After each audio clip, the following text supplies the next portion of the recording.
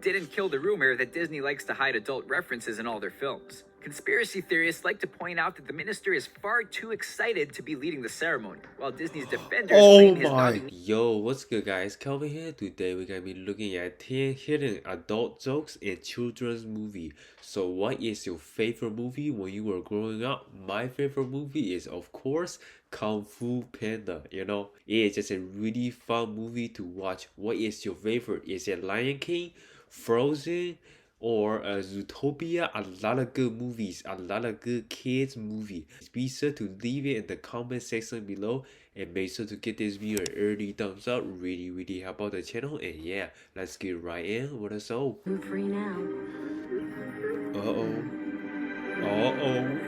In recent years, filmmakers have gotten a lot better at making kids' movies appeal to adults, usually by filling it with jokes and references that the average kid won't even understand. There are a lot to choose from, but these are just a few of our favorite adult jokes that younger audiences never caught. Here are Screen Rant's 10 hidden adult jokes in children's movies. Space Jam. In the wacky universe of Space Jam, anything can happen. After a cosmic amusement park experiences a dip in attendance, the owner starts to scout out some new talent. When the Looney Tunes become the target of a cosmic amusement park owner looking to boost profits, they wind up with their freedom depending on a basketball game. Thankfully, the Looney Tunes have Michael Jordan on their side, but the opposition is tough. The Monstars cheat by stealing the talents of real-world NBA stars. When the players are given physicals to try to understand why they suddenly can't play basketball, the doctor drops an erectile dysfunction joke that definitely stayed under the radar of most kids. Are there any other areas besides basketball where you find yourself unable to perform? Shrek. In Shrek's movie, He was talking about the penis, maybe. That's why he was like, is there any areas that you were unable to perform? He was like, yes, of course. Everybody know what that means, but to be honest, I've never seen that movie before. It looked like a very interesting movie. I should definitely give it a go. debut, his peaceful existence is ruined when an evil lord banishes all fairy tale characters to live in his beloved swamp. Shrek heads off to see the lord and convince him to reverse the decision, but even before he meets Lord Farquaad, kids will have missed a particularly crude joke. Try saying Lord Farquaad's name twice as fast, and you'll hear the R-rated nickname some fans claim is an obvious joke. Lord Farquaad. Oh, I get it. That does sound like a bit dirty word right there. Yeah, it was definitely on purpose. I mean, the name is Farquaad. If you say it too fast, it sounds like a really dirty word. Why would you even name your child Farquaad? Like if you're in a classroom and the teacher was taking attendance and the teacher was like, Farquaad, you there? I'm here. I bet everybody gonna start laughing. You mentioned Shrek and Donkey implying that his massive castle is making up for a shortage somewhere else. Do you think maybe he's compensating for something? Monster House. Neighborly disputes are common, but Monster House shows how bad things can get when the owner's soul literally merges with his house. When the film's trio of kids loses their basketball on the property, the kids decide to investigate inside. The house is modeled after the human body, with references to anatomy worked right into its architecture. The parts of the house never head below the belt, but when a part of the human anatomy comes close, the filmmakers couldn't pass up the gag that even adults might miss. Then that must be the uvula. That's the It's a girl house. So that is the reproductive system. It's the eggs, right? So this house is a lady. Oh, that is interesting. It even glow in the dark. To live action, but Disney's retelling of 101 Dalmatians. Not all cartoons translate well to live action, but Disney's retelling of 101 Dalmatians sticks pretty close to the original story. When Cruella de Vil talks to stars Roger and Anita, it's revealed that the couple is also expecting a baby to go along with the upcoming litter of puppies. Cruella snaps her gaze to Roger and makes a crude joke that is at best accusing him of cheating and at worst, bestiality. Puppies? You have been a busy boy. Neither one seems at home in a Disney movie. The Little Mermaid. When the restless mermaid star of this Disney classic falls in love with a human, she makes a deal that goes horribly wrong. Ariel winds up with her prince in the end, but the wedding scene didn't kill the rumor that Disney likes to hide adult references in all their films. Conspiracy theorists like to point out that the minister is far too excited to be leading the ceremony, while Disney's defenders claim his nodding knees are obviously the explanation. Either way, Disney took note, and only copies produced during the original run contained the scene in its true state. It was modified for the 2006 re-release. Holy crap, they really put a boner inside a Disney movie. Man, that is so hard to notice. Wow, dude.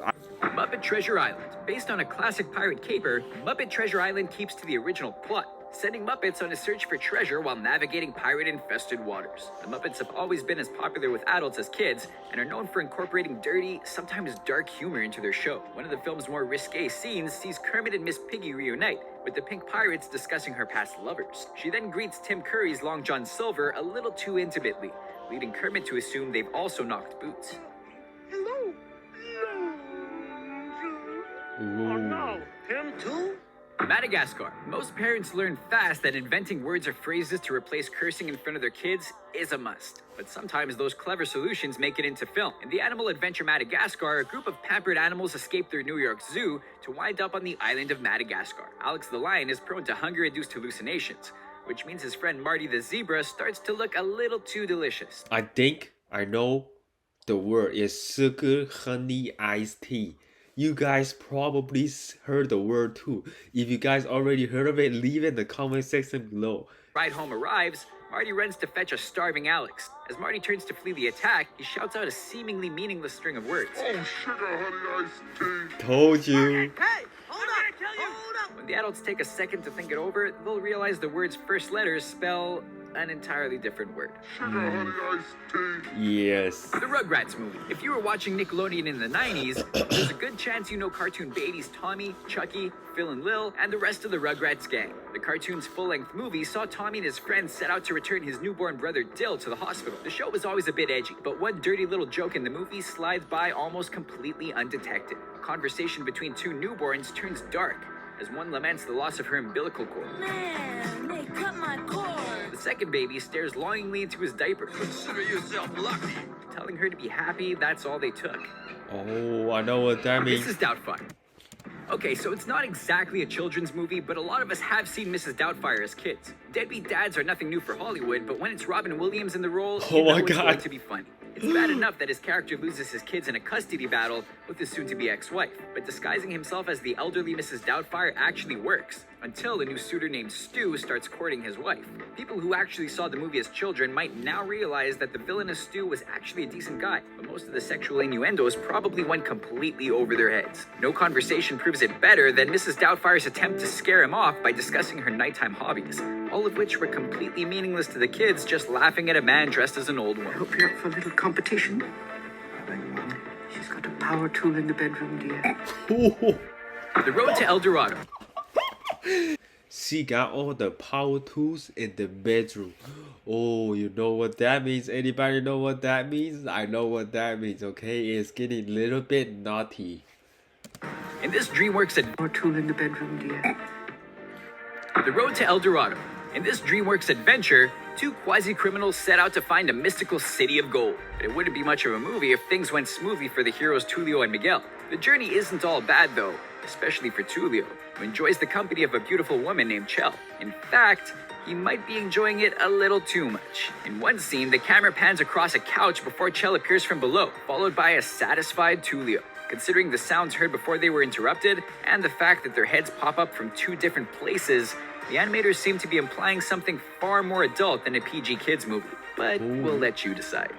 Whoa! My lords, Oh, Whoa! my lords. oh, I know what that means. They must be doing some of that naughty stuff right there. The Emperor's New Groove. Wordplay is a great way to launch a joke right over a kid's head. Yeah. And combining that with an innocent-looking scene can take it to another level. In The Emperor's New Groove, the lovable Kronk spends a night in the great outdoors. And while kids may be laughing at the size of his accommodations, everyone else is giggling about what it really means to pitch a tent. Sometimes the best place for a joke to hide is in plain sight. How is this? Oh, I just got it. So he put a tent over it. You know, when men wake up in the morning, they usually have a morning wood. Okay, a morning wood is basically like a boner, so he put a tent over it so nobody can see the boner, I guess. Toy Story 3. There are certain situations where, if they're not careful, even adults are likely to miss a dirty quip here and there. The Toy Story franchise is full of funny characters, and some of them are fast talkers. So there's actually an abundance of sly nods to the parents in the crowd, but some of them are disguised as throwaway lines. For example, one scene in Toy Story 3 shows the evil bear Lotso remove Mrs. Potato Head's mouth from her face, and in his protest, her husband shouts some choice words at the burly villain. Hey, no one takes my wife's mouth, except me. It happens so quickly that even some grown-ups might miss it. 3. Aladdin and the King of Thieves.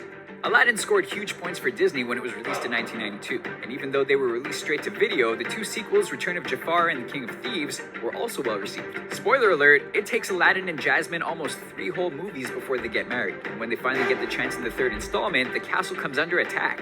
Thankfully for the characters, Genie is on hand to help, and thankfully for the parents, that means the quick-witted genius Robin Williams. I thought the Earth wasn't supposed to move until the honeymoon. Amidst all the chaos, the comedian spits out a lightning-fast sex joke that maintains its innocence so flawlessly, a lot of parents missed it too. Hercules. Greek mythology is full of characters, and much like Game of Thrones, it can be hard to keep all of them and their storylines straight. Even then, there's a lot of variation when it comes to the stories themselves, so it's expected that everyone who takes on the subject matter will put their own spin on it. In 1997, Disney released their take on the story of Hercules, and it has something for everyone, including people who like their comedy lowbrow. Dirty minds should watch for a fight with the centaur. After the beast gets walloped by Hercules, his head swells into the shape of a...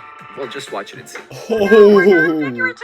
This is the last day. Inside Out. Inside Out follows the story of a young girl named Riley whose family moves across the country and leaves everything she knows behind. Told through the lens of psychology, the storytellers turn emotions into characters and use the girl's mind as a landscape to show how the change is affecting her personality. Led by joy, other emotions, sadness, fear, anger, and disgust also play a big part in the film. Shortly after Riley sees the new house in San Francisco, fear wonders aloud about the city's bear situation. It's bear. There are no bears in San Francisco. I saw a really hairy guy. He looked like a bear. And anger's response made more than a few people chuckle. Bear is a slang word used in the LGBT community that describes a particular body type, big and hairy. And given how central the city has been in the gay rights movement, the line was definitely a shout-out. Frozen. Since its 2013 release, Frozen has become one of Disney's juggernauts. The Tale of Two Sisters is the highest-grossing animated film in history. The story is good, and the soundtrack is catchy, even though we've all heard it too many times. Thankfully, the writers reserved some of the laughs for the grown-ups, and one scene sticks out above the rest. When Kristoff is quizzing Anna about her love life, he asks about her suitor's shoe size. What size? Foot size doesn't matter. She might have shrugged the question off, but we're willing to bet that most of the adults in the room got a kick out of that one. I know what he mean, okay? There's a lot of girls that will ask you for your foot size. If you got a really big foot size, that means you also got a really big you know what, okay? Bars. If you're in the public eye and good at your job, chances are you've made some fans. And that's doubly true for Racer Lightning McQueen. He lights up the track and is unstoppable wherever he goes. People thought it would be tough to make something like a car express emotions, but some cunning animation proved all the naysayers wrong. There's one subtle gesture that only adults will pick up though. During an event, 2 sports car groupies turn on their high beams and the press goes wild like girls on spring break. Cars isn't the first movie to compare a woman's chest to headlights, but it might be the most subtle one. Oh, so you telling me in Cars, the headlights represent the woman's breast. So the bigger the headlight, the bigger the breast, okay?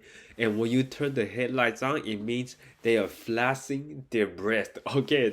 A bunny can call another bunny cute, but when other animals do it, it's a little... Zootopia. Since its release in March of this year, Zootopia has grossed over $1 billion worldwide. Judy Hopps is a rabbit who's always dreamed of becoming a police officer. Her city, Zootopia, is home to all different animal species, but there's never been a rabbit cop. After making her way through training, Judy faces many obstacles. Audiences have spoken out about how the movie is a mirror for issues society is facing today. One character describes another as articulate, a callback to the word being used as a racist backhanded compliment. Well, that is high praise. It's rare that I find someone so non-patronizing. And feminist scholars point to a scene where everyone can reach their chair except Judy, arguing the sequence is a metaphor for female struggles in the workplace. Alright guys, that is the end of the video. I definitely learned something new today. If you learned something new, make sure to give this video a big thumbs up. Really help out the channel. And don't forget to hit that subscribe button, turn on that bell notification, and my social media link is in the description below. And yeah, my name is Kelvin, and I'll see you guys next video.